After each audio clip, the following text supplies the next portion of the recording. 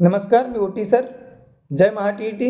आपण महा टीचे जे सामाजिक शास्त्र आहे, या सामाजिक शास्त्रासाठी जे परीक्षेला येणारे अतिशय महत्त्वपूर्ण जे प्रश्न आहेत, त्यांचा अभ्यास करणार आहोत. आता तुम्ही जर मोबाईलवर हा व्हिडिओ बघत असाल, तर नेहमीप्रमाणे स्क्रीनला आडवी करून तुम्ही बघा, जेणेकरून स्वतः ओटी सर आणि प्रश्न दोन्ही काय दिसतील, चकाचक दिसतील. तर यामध्ये होऊ शकते की तुम्ही अगोदरच विचार करत असाल की भाऊ येडा समजा क्या, कारण की प्रश्न क्रमांक काय दिलेला आहे 150 ते 210. आणि टीईटीमध्ये एकूण किती प्रश्न असतात जी, तर एकूण प्रश्न असतात जी 150. मग भाऊ तुम्ही काय दारू पिऊन व्हिडिओ बनवता का जी? नाही, असं नाही आहे. आता बघा, हा आपला जो व्हिडिओ आहे हा स्पेशली पेपर 2 साठी आहे. आणि पेपर 2 मध्ये काय असते, एकतर गणित विज्ञान किंवा सामाजिक शास्त्र असते. तर आपले जे गणित विज्ञानचे जे प्रश्न आहेत ते अगोदर आले आहेत. हे ऑरचे प्रश्न आहेत दादानो.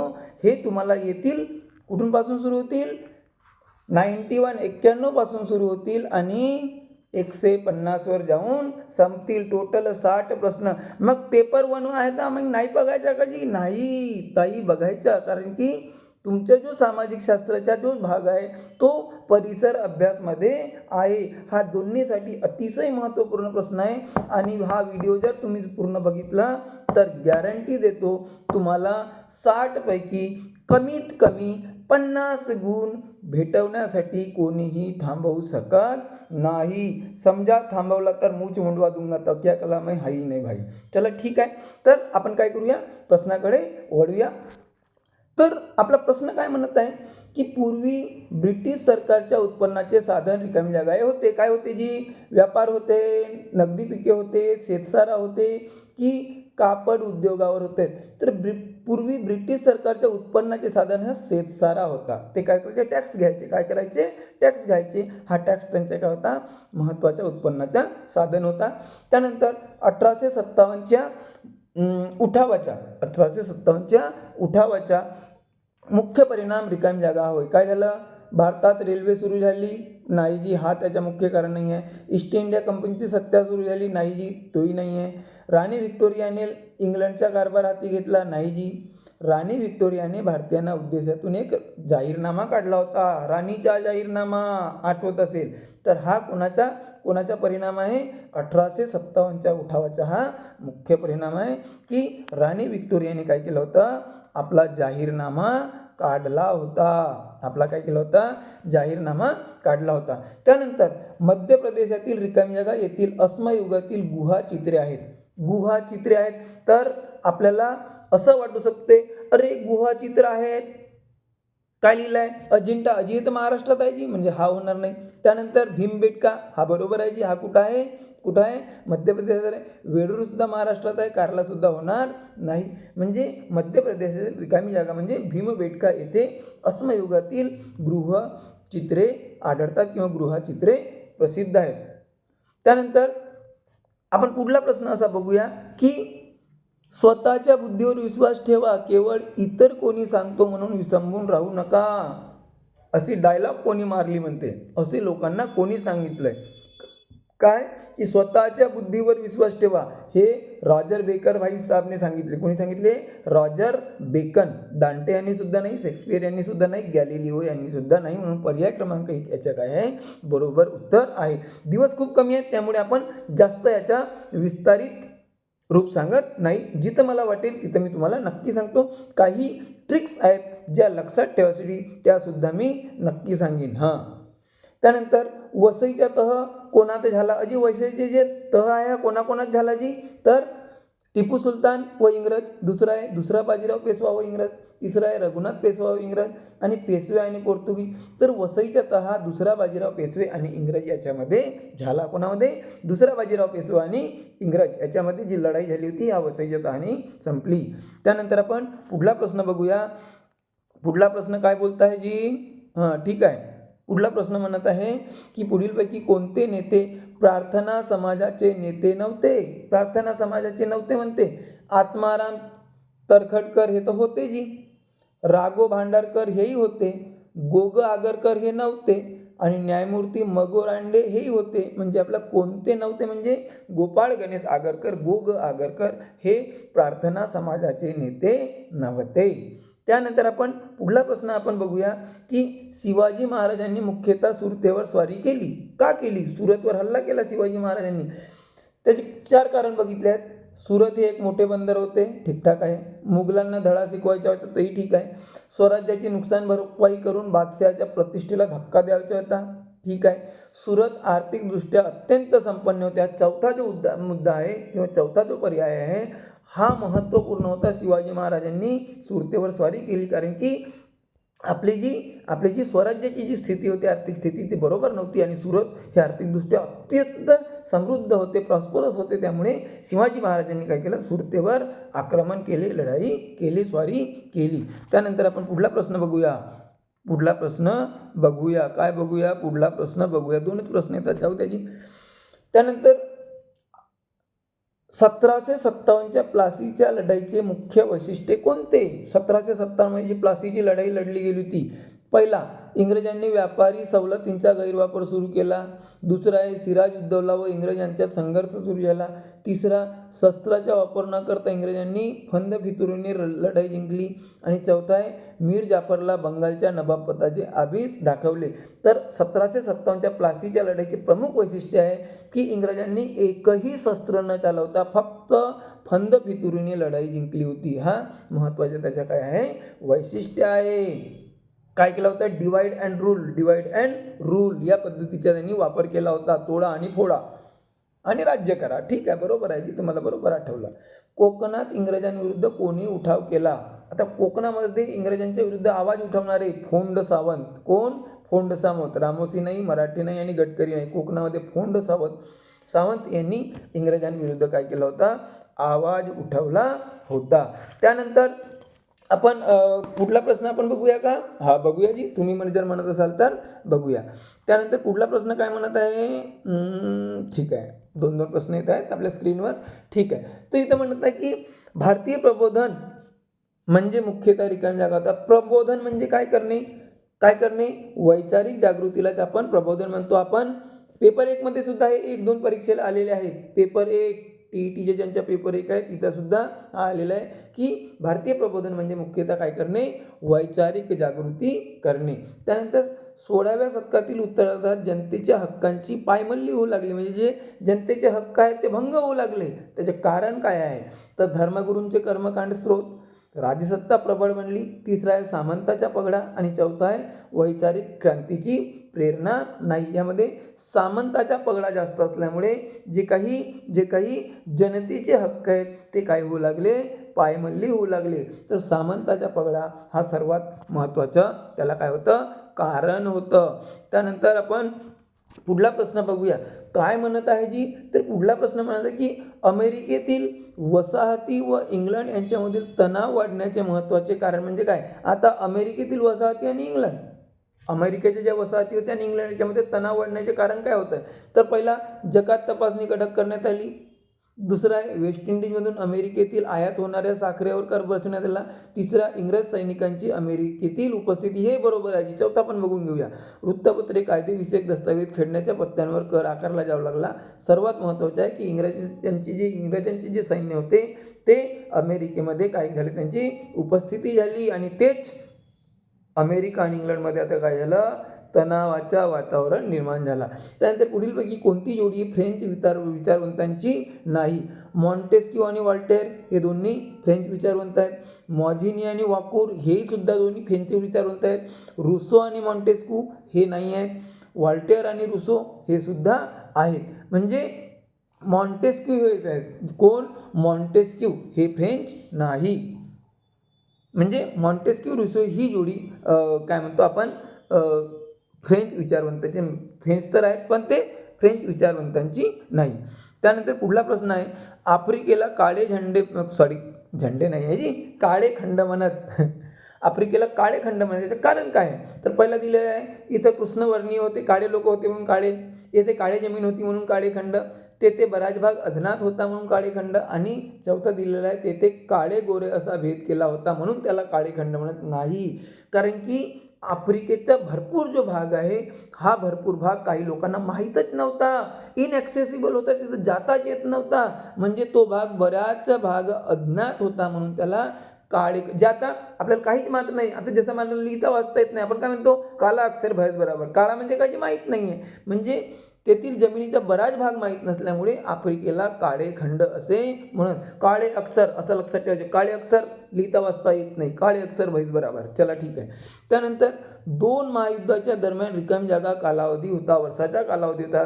2 महायुद्ध कोणती महायुद्ध जी? विश्व महायुद्ध, जागतिक महायुद्ध, याच्यामध्ये कालावधी होता. भाऊ हा प्रश्न मोठा मजाकी आहे जी. आता पहिला जो विश्वयुद्ध होता तो माहीत पाहिजे, दुसरा विश्वयुद्ध केव्हा झाला तो माहीत पाहिजे. तुम्हाला माहीत असेल जी, काही लोकांना माहीत नसेल. तर 1914 ते 19 हा पहिला. दुसरा विश्वयुद्ध लढलं गेलं 1939 ते 39 लिहू द्यायची, 39 ते 45. आता इथं बघा 14 ते 18 आहे. 14 ते 18 म्हणजे 18 आणि 39 म्हणजे जवळजवळ 20 वर्ष पूर्ण लागले. म्हणजे हा ऑप्शन नंबर 1 हा काय आहे, बरोबर आहे. 1914 ते 18 आणि 1939 ते 1945. भाऊ 45 आहे जी. हिरोशिमा आणि नागासाकीवर जेव्हा बॉम्ब ब्लास्ट झाला 6 आणि 9 ऑगस्टला, तेव्हा कुठं जापान थंडा झाला जी, आणि हा दुसरा महाविश्वयुद्ध संपला. तर 20 वर्षाचा कालावधी होता पहिल्या आणि दुसऱ्या महायुद्धाच्या मधामध्ये. तर रिकामी जागा यांना मिसाईल मॅन म्हणून ओळखले जाते. पटकन सांगा बरं भाऊ, मिसाईल मॅन पक्का सांगतो जी. 50% लोक म्हणतील डॉक्टर APJ अब्दुल कलाम होते, ग्रेट, पण आहे नाही जी भाऊ. मिसाईल मॅन म्हणून कोणाला ओळखले जाते? Doctor Vikram Sarabhai. Missile man, भारताचे missile man doctor Vikram Sarabhai. त्यानंतर आपण पुढला प्रश्न बघूया जी. आपण काय करूया जी, पुढला प्रश्न बघूया. काय म्हणत आहे जी, काय म्हणत आहे? चला बघूया. नाही, अरे सॉरी, शक्तिमान होत आहे. हां चला ठीक आहे. 3 प्रश्न दिसत आहेत. खालीलपैकी कोणती संघटना ही क्रांतिकारी संघटना नव्हती? अभिनव भारत ही क्रांतिकारी संघटना होती, अनुशीलन समिती ही क्रांतिकारी संघटना होती, आर्य समाज ही क्रांतिकारी संघटना होती, ही सामाजिक संघटना होती, युगांतर ही सुद्धा क्रांतिकारी संघटना होती. म्हणून पर्याय क्रमांक 3 हा बरोबर असेल. आर्य समाज ही संघटना क्रांतिकारी संघटना नव्हती. पहिल्या महायुद्धाच्या काळात अमेरिकेचे राष्ट्राध्यक्ष कोण होते जी? पहिल्या महायुद्धाच्या काळात अमेरिकेचे राष्ट्राध्यक्ष कोण होते जी? तर पहिल्या महायुद्धाच्या काळात अमेरिकेचे राष्ट्राध्यक्ष ट्रुमन होते क्या, चर्चिल होते क्या, वुड्रो विल्सन होते क्या, आणि रूझवेल्ट होते क्या? आठवलं जी, वुड्रो विल्सन होते. कोण होते? वुड्रो विल्सन होते. त्यानंतर वैयक्तिक सत्याग्रहातील, वैयक्तिक पर्सनल एकटाच म्हणून सत्याग्रह करेल, पहिले सत्याग्रही कोण होते? तर विनोबा भावे होते. इथं 4च्या ठिकाणी काय आलेलं आहे भाऊ? 3 आलेला आहे जी, सॉरी शक्तिमान. पण विनोबा भावे हे पहिले वैयक्तिक सत्याग्रही होते. त्यानंतर आपण पुढला बघूया जी. आपण काय करूया, पुढला प्रश्न बघूया. काय म्हणत आहे बापू, काय म्हणत आहे जी? तर राष्ट्रसंघाचे मुख्य कार्यालय कुठे आहे? अजी सर्वांना माहिती आहे, राष्ट्रसंघाचे मुख्य कार्यालय हे जिनेवा येथे आहे. कुठे आहे जी? जिनेवा येथे आहे. त्यानंतर आपण बघूया 1954 साली यांनी पंचशील तत्वे मांडली. आता पंचशील तत्वे मांडली, सांगा रे बापू कोण असेल जी? अजून अर्धे लोक म्हणतील अजी गुरुजी डॉक्टर बाबासाहेब आंबेडकरजी. नाही बापू, पंडित जवाहरलाल नेहरूने 1954 साली पंचशील तत्वे मांडली होती. पंचशीले नाही, पंचशील तत्वे मांडली होती. पंडित जवाहरलाल नेहरू हा याच्या काय आहे, बरोबर उत्तर आहे. त्यानंतर संयुक्त राष्ट्राच्या सुरक्षा समितीत रिकामी जागा स्थायी सदस्य असतात किती जी? 4 की 6 की 5 की 10? 5 असतात भाऊ. किती असतात जी? 5 असतात. म्हणून ऑप्शन नंबर काय येईल? 3 याचा बरोबर उत्तर येईल. त्यानंतर आपण पुढला प्रश्न बघूया. काय म्हणत आहे भाऊ? परकीय वर्चस्वापासून मुक्त आणि अंतर्गत कारभाराबाबत पूर्ण स्वतंत्र. काय? परकीय वर्चस्वापासून मुक्त, आपल्यावर कोणाची परकीयांचे म्हणजे दुसऱ्या देशाचे वर्चस्व नाही, आणि अंतर्गत कार्यभाराची आपल्याला पूर्णतः स्वतंत्रता आहे, अशा देशांना काय म्हणतात? तर अशा देशांना भाऊ काय म्हणतो जे आपण? सांगा बरं, पटकन सांगा बरं, मला कमेंट्स करून सांगा पटपट. काय म्हणतो अजी गुरुजी? आपण त्याला म्हणतो सॉव्हरेन म्हणतो. सॉव्हरेन. आता सॉव्हरेन म्हणजे काय? जिथं सॉव्हरेन आहे नाही, सार्वभौम. त्याला आपण आपला भारत हा काय आहे? सार्वभौम राष्ट्र आहे. कारण की आपण आपल्या अंतर्गत कारभाराचे डिसिजन स्वतः घेऊ शकतो. आपल्यावर कोणाचाही वर्चस्व नाही. पण केव्हापासून सार्वभौम झालं? पण 1947 नंतर, 15 ऑगस्ट 1947 नंतर, अगोदर नव्हतो. त्यानंतर उपराष्ट्रपती रिकामी जागा पदसिद्ध सभापती असतात. उपराष्ट्रपती हे कोणाचे पदसिद्ध सभापती असतात, काही बोलायची गरज नाही. उपराष्ट्रपती झाला की याचं सभापती झाला. राज्यसभेचे पदसिद्ध सभापती असतात. म्हणजे आता आपल्या राज्यसभेचे पदसिद्ध सभापती कोण असतील जी? अजी गुरुजी हे श्री जगदीप धनखड असतील का जी? बरोबर आहे भाऊ, बरोबर आहे. ते आपले कोण आहेत? उपराष्ट्रपती आहेत, माननीय उपराष्ट्रपती आहेत. म्हणजे ठीक आहे. त्यानंतर खालीलपैकी कोणता अधिकारी महानगरपालिका आयुक्तांच्या सहाय्यक अधिकारी नाही, दबावाखाली काम करत नाही? कोणाच्या आयुक्तांच्या सहाय्यक अधिकारी नाही? कोण? उपायुक्त आहे जी. नगर अभियंता तो पण आहे जी बिचारा. आरोग्य अधिकारी तोही आहे जी. उपमहापौर नाही आहे जी, तो जनतेचा आहे, म्हणजे उपमहापौर चौथा आहेचा बरोबर उत्तर येईल. त्यानंतर आपण पुढला प्रश्न बघू. काय करूया भाऊ? पुढला प्रश्न बघूया. कोणत्या उच्च न्यायालयाच्या कक्षेत अंदमान व निकोबार या केंद्रशासित प्रदेशाचा समावेश होतो? कोणतं उच्च न्यायालय म्हटलंय भाऊ, तुम्ही सर्वोच्च नका म्हणू. कोणत्या उच्च न्यायालयाच्या कक्षेत अंदमान व निकोबार हे केंद्रशासित प्रदेश, तर तो कोलकाता आहे भाऊ. कोणता आहे जी? कोलकाता आहे. आहे का जी भाऊ? आहे का जी भाऊ? बरोबर आहे जी, कोलकाताचा आहे. त्यानंतर आपण बघूया निमलष्करी दलात पुढीलपैकी कोणाचा समावेश होतो? सीमा सुरक्षा दल, भूदल, नौदल की वायुदल? तर सीमा सुरक्षा दल हा निमलष्करी दलामध्ये येतो. त्यानंतर शेवटचा नाही जी, पुढला प्रश्न असा विचारलेला आहे भाऊ की मिलिंदने वयाची 13 वर्ष पूर्ण केली.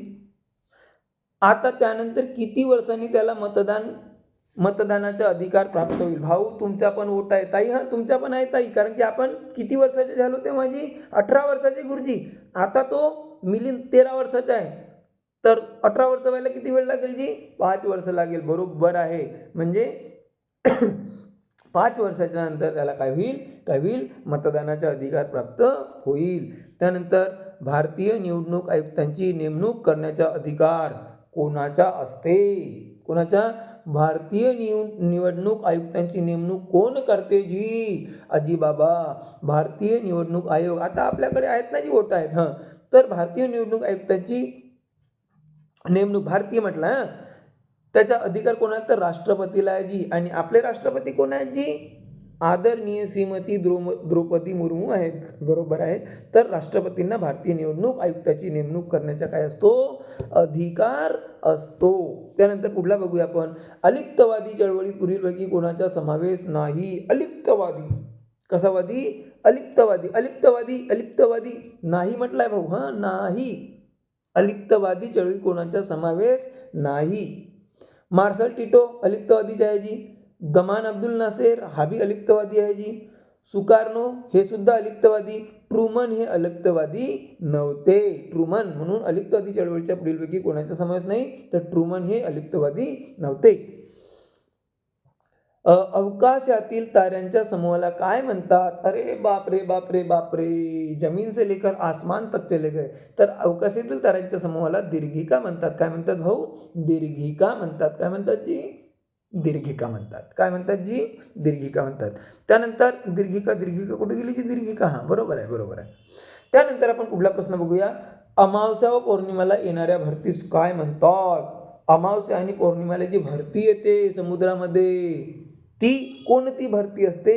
तर भांगाची भरती असते, उधाणाची भरती असते, ध्रुवीय भरती असते की विषुववृत्तीय भरती असते? तर गुरुजी ती उधाणाची भरती असते. जी अमावस्या आणि पौर्णिमेला जी भरती येते त्याला काय म्हणतो? उधाणाची भरती असे म्हणतो. त्यानंतर अवकाश प्रक्षेपणासाठी रिकामी जागाचा वापर करतात. अवकाश प्रक्षेपणासाठी अग्निबाण की उपग्रह की स्कायलॅब की चंद्रयान? अग्निबाणचा उपयोग करतात. अवकाश प्रक्षेपणासाठी अग्निबाणचा उपयोग केला जातो. रिश्टर हे रिकामी जागा तीव्रता मोजण्याचे एकक आहे. भूपट्ट निर्मिती, ज्वालामुखी, भूकंप आणि मंद हालचाली. भूकंप जेव्हा जमिनीच्या आतमध्ये काय तप्त असा पदार्थ आहे, जो आतमध्ये जर असला तर त्याला आपण काय म्हणतो? मॅग्मा म्हणतो. बाहेर आला तर लावा म्हणतो. तर हा जो लावा किंवा मॅग्मा आहे हा आपल्या पृथ्वीला काय देते? फक्त मिस कॉल देते. काय देते? मिस कॉल देते. त्याला भूकंप म्हणतो. आणि तो भूकंप कशाने मापलं जाते? रिश्टर स्केलनी मापलं जाते. बरोबर आहे. ठीक आहे. रिकामी जागापासून ॲल्युमिनियम मिळवले जाते. सोपं आहे जी. ॲल्युमिनियम हा बॉक्साईटपासून मिळवला जातो. तांबे नाही, लोखंड नाही आणि मॅग्नीजसुद्धा नाही. पुढला प्रश्न आपण बघूया गुरुजी काय म्हणत आहे तर. चला ठीक आहे, पुढला प्रश्न ये रहा आपके स्क्रीन के ऊपर जो देंगा आपको 1 मार्क. चला ठीक आहे. रिकामी जागा संशोधन हा कोणत्या प्रकारचा व्यवसाय? संशोधन करणे, रिसर्च करणे हा प्राथमिकमध्ये येत नाही, द्वितीय येत नाही, तृतीय येत नाही, चतुर्थक येतो. म्हणजे प्राथमिक, द्वितीय, तृतीय नसून हा चतुर्थक प्रकारचा व्यवसाय आहे. अगोदर व्यवसायाचे 3च प्रकार मानले जात होते, प्राथमिक, द्वितीय आणि तृतीय. जे नैसर्गिक वस्तूंचा उपयोग करून निर्मिती होते ते प्राथमिक, त्यानंतर प्राथमिक प्रोसेस द्वितीयक, आणि जे सेवा देतात ते तृतीयक, आणि त्या चतुर्थ झालेला आहे संशोधन, रिसर्च हा चतुर्थक प्रकारचा व्यवसाय आहे. तर त्यानंतर बघूया आपण रिकामी जागा हे एक जगातील सर्वात मोठे धरण आहे. रिकामी जागा हे जगातील एक सर्वात मोठे धरण आहे. हिराकूड, जायकवाडी, भाकरा नंगल आणि तुंगभद्रा. अजी गुरुजी भाकरा नंगल आहे जी. आता सांगा भाकरा नंगल हे धरण कोणत्या नदीवर बनवलेलं आहे? अरे बापरे बापरे बापरे, तुम्ही काय म्हटलं जी? तर भाकरा नंगल सतलुज नदीवर आहे. भास काय म्हणजे काय बोलायचं? भास. जसं आपण मागच्या व्हिडिओमध्ये पाठांतर केलं होतं की हिराकूड धरण हे कोणत्या नदीवर आहे? महानदीवर आहे. हिम. त्यानंतर जायकवाडी धरण कोणत्या नदीवर आहे? गोदावरी. जागो मोहन प्यारे, जागो मोहन प्यारे. चला ठीक आहे. तर जगातील सर्वात मोठे धरण हे भाकरा नंगल आहे, आणि ते कोणत्या नदीवर आहे? तर सतलज नदीवर आहे. त्यानंतर दिसत नाही म्हणून पुसला जी. कात रिकामी जागा वृक्षापासून बनते. कात खैके पान बनारस. हा तिथली जी कात आहे तरी खैरपासून असते. कशापासून असते? खैर या वृक्षापासून बनते कात. चला ठीक आहे. त्यानंतर पुढला प्रश्न आहे भाऊ की सातपुडा पर्वतरांगेतील सर्वोच्च शिखर. सातपुडा पर्वतरांगेतला सर्वात शिखर, उंच शिखर जर असेल तर धूपगड आहे. काय जी? धूपगड. तर लक्षात कसं ठेवायची? सर्वात वरती आहे तर धूप पडत असेल भाऊ त्याच्यावर. धूप म्हणजे ऊन, म्हणून सातपुडा पर्वतातील सर्वोच्च शिखर हे धूपगड आहे. माझ्या उपर पण असा धूप दिसत असेल तुम्हाला, ते धूप नाही आहे भाऊ, बल्ब आहे जी. रात्री बेरात्री तुमच्यासाठी काय करावं लागते? व्हिडिओ बनावं लागते. भाऊ मी तर मास्टर झालो, तुम्ही पण नक्की बना. त्यानंतर पुढला आपण प्रश्न बघूया. हा ताई तुम्ही पण बना जी. पुढला आपण प्रश्न बघूया. काय म्हणत आहे की मँग्रोव्ह वनस्पतीची मूळ. मँग्रोव्ह वनस्पती जी कुठं असतात जी? समुद्र किनाऱ्यावर असतात, दलदली भागामध्ये असतात. तर त्याचे मूळ स्थान रिकाम्या जागा देशात आहे, भारत देशात आहे. कोणत्या देशात आहे? भारत देशामध्ये आहे मँग्रोव्ह वनस्पती. चला ठीक आहे. त्यानंतर हे ऐतिहासिक शहर ओलान नदीकाठी वसले आहे. ओलान नदीकाठी वसलेले शहर. ओलान नदीकाठी वसलेले शहर काय आहे? कोणते आहे? मिलान आहे. Rhyming word. ओलान मिलान.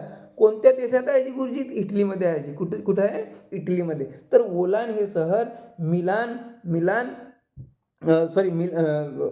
मिलान हे शहर ओलान नदीकाठी वसलेले आहे, जे इटलीमध्ये आहे. त्यानंतर रिकामी जागा हे जगातील सर्वात मोठे बेट आहे. जगातले सर्वात मोठे बेट. आता लक्षात द्या, जेवढे काही देश आहेत जसं श्रीलंका आहे, आयर्लंड आहे, ग्रीनलँड आहे, ऑस्ट्रेलिया आहे, सर्व बेट आहेत. पण जगातला सर्वात मोठा बेट आहे ऑस्ट्रेलिया. म्हणजे ऑप्शन नंबर 4, पर्याय क्रमांक 4 आपलं बरोबर उत्तर असेल. 4थ्या नंबरला गोला मारायचा भाऊ. कसा गोला मारायचा जी? एकतर काळ्या किंवा निळ्या बॉल पेननीच मारायच्या जी. जेल पेनने नाही मारायच्या, नाही तर जेल में लोक जाते. नाही, जेल पेन अलाव नाही आहे जी. चला ठीक आहे.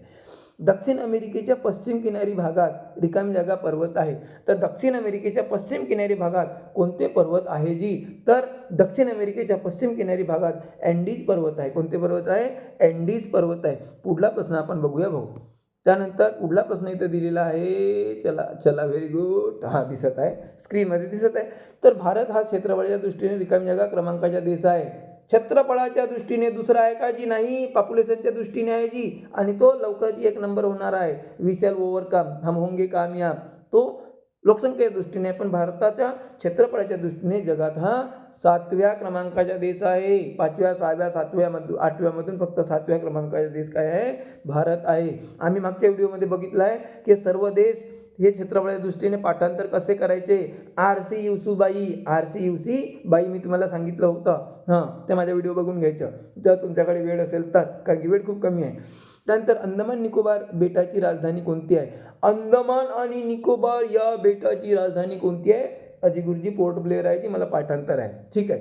इंदिरा गांधी कालवा रिकामी जागा राज्याच्या वायव्य भागात आहे. भाऊ, इंदिरा गांधी कालवा हा राजस्थानमध्ये आहे, ज्याच्यामुळे राजस्थानचा बहुतेक भाग हा सुपीक बनलेला आहे. त्यामध्ये आपण शेती करू शकतो. म्हणून इंदिरा गांधी कालव्याला काय म्हणतो आपण? राजस्थानची लाईफलाईन म्हणतो, जीवनरेखा म्हणतो आपण त्याला.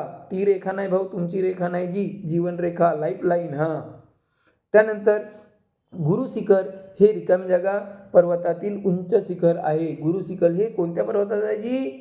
अजी हे अरवली पर्वतात आहे. कोणत्या? अरवली पर्वतात आहे. म्हणजे अगू अरवली पर्वत हे गुरु शिखर. चला ठीक आहे, उंच शिखर आहे. ठीक आहे ना. अरवली पर्वतातील गुरु शिखर हे उंच शिखर पर्वत आहे. चला ठीक आहे. तेवढाच येत आहे, जाऊ द्या. त्यानंतर आपण बघूया, कोलेरू हे गोड्या पाण्याचे सरोवर राज्यात आहे. कोलेरू अजी कवलेरू तर आमच्या घरी भाऊ, ते तुमचे कवलेरू आहे. कवलेरू हे कोलेरू आहे. आणि कोलेरू काय आहे? गोड्या पाण्याचे सरोवर आहे, मिठ्या पाण्याचे सरोवर आहे. ते कोणत्या राज्यात आहे? तर भाईसाहेब ते आंध्र प्रदेशमध्ये आहे. ओडिशात नाही, केरळमध्ये नाही, तामिळनाडूमध्ये नाही. तर पर्याय क्रमांक 4 आंध्र प्रदेशमध्ये काय आहे? कोलेरू हे गोड्या पाण्याचे सरोवर आहे. भारतीय पठारावरील रिकामी जागा पश्चिम वाहिनी नदी आहे. आता लक्षात द्यायचं, जो भारताचा जो भाग आहे हा पश्चिम भागामध्ये खूप कमी नद्या वाहतात, कारण की इकडे काय आहे जी सह्याद्री पर्वतरांग आहे, जी उच्च डोंगर आहे जी, तर खूप कमी नद्या वाहतात. तरी पण पश्चिम वाहिनी भारतीय पठारातील महत्त्वाची नदी, एक नदी वाहते जी अतिशय महत्त्वपूर्ण आहे. ते कोणती आहे जी? नर्मदा नदी आहे जी. कोणती नदी आहे? नर्मदा नदी. त्यानंतर सागर तळाची खोली मोजण्याचे परिणाम कोणते? जसं आपण भूकंप रिश्टर स्केलनी मोजलं होतं, तसं सागर तळाची तुम्हाला जर खोली मोजायची असली तर फॅथमचा यूज करतो आपण. कशाचा? फॅथम. सागर तळाची खोली मोजण्याचे परिणाम कोणते आहे? फॅथम आहे. त्यानंतर आपण पुढला प्रश्न बघूया. काय करूया? पुढला प्रश्न बघूया. चला ठीक आहे, बघूया. ऑस्ट्रेलियातील गवताळ प्रदेश रिकामी जागा नावाने ओळखला जातो. ऑस्ट्रेलियातील गवताळ प्रदेश हा डाऊन्स या नावाने ओळखला जातो. कोणत्या नावाने? डाऊन्स या नावाने ओळखला जातो. पुढला प्रश्न बघूया. रिकामी जागा हा जागृत ज्वालामुखी आहे. बापरे, जागृत. कसा? जागृत ज्वालामुखी. जगातील सर्व जागृत ज्वालामुखी हे जे काही कोणते आहेत? व्हेसुवियस, किलिमांजारो, काटमाई, फुजियामा हे सर्व ज्वालामुखीपासून बनलेले आहेत. हे ज्वालामुखीचे आहेत, पण जागृत ज्वालामुखी, कारण की मृत ज्वालामुखी, त्यानंतर निद्रिस्त ज्वालामुखी आणि जागृत ज्वालामुखी. जागृत म्हणजे ते ज्वालामुखीचे उद्रेक होत राहतात, त्याला जागृत ज्वालामुखी म्हणतो. तर जागृत ज्वालामुखी हे कुठं आहे जी? तर फुजियामा हा जागृत ज्वालामुखी आहे. फुजियामा. ठीक आहे. पायजामा नाही म्हटलं मी, फुजियामा जागृत ज्वालामुखी आहे. डोळे असे उघडेच ठेवते, डोळे उघडेच ठेवते असे. ठीक आहे.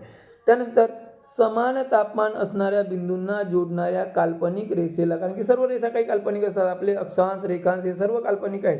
तर समान तापमान असलेल्या बिंदूंना जोडणाऱ्या काल्पनिक रेषेला समान तापमान, त्याला समताप म्हणूया गुरुजी, जास्त भानगड करायची गरज नाही.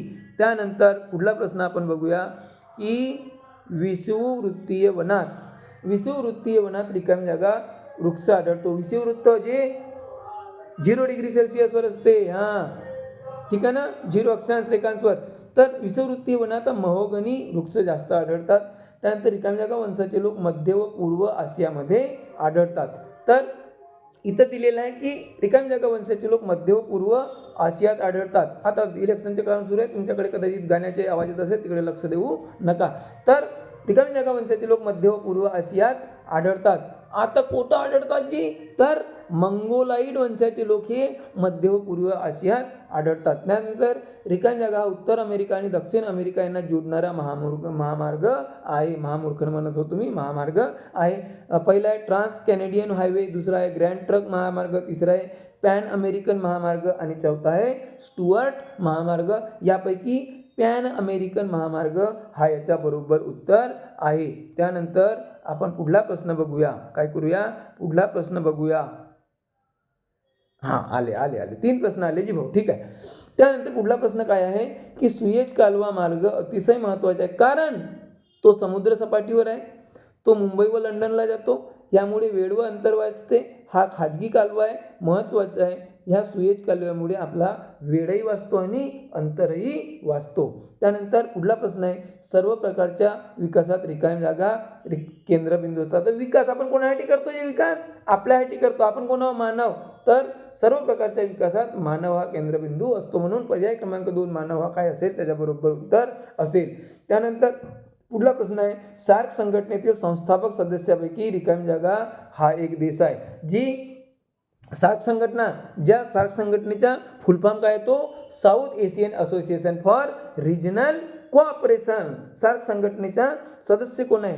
चीन, म्यानमार, इंडोनेशिया आणि नेपाळ. या चारपैकी नेपाळ हा जो देश आहे हा सार्क याचं बघा असं लिहितात SAARC. याचा फुल फॉर्म काय होईल?